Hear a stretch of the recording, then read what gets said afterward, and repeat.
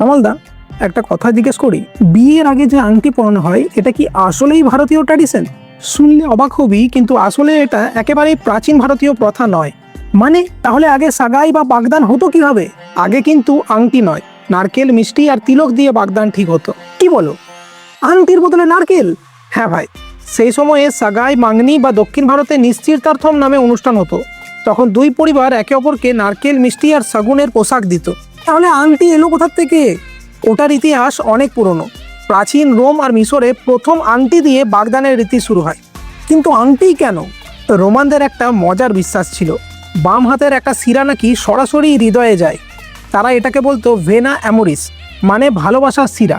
ও, তাই আংটি মানে হৃদয়ের সাথে কানেকশন। একদম ঠিক ধরেছিস। তাই আংটি হয়ে গেল চিরন্তন ভালোবাসার প্রতীক। তাহলে ভারতে এটা জনপ্রিয় হলো কিভাবে? আরে ওই তো, ব্রিটিশ আমলে প্রথম ভারতীয় রাজপরিবার আর বড়লোকেরা এই প্রথা অনুসরণ করতে শুরু করে। পরে বলিউড সিনেমা আর গ্লোবালাইজেশনের প্রভাবে এটা সাধারণ মানুষদের মধ্যেও ছড়িয়ে পড়ে। মানে আগে ছিল নারকেল আর মিষ্টি, এখন ডায়মন্ড রিং, তাই তো? হ্যাঁ ভাই, ভালোবাসা একই আছে, শুধু স্টাইলটা আপডেট হয়েছে।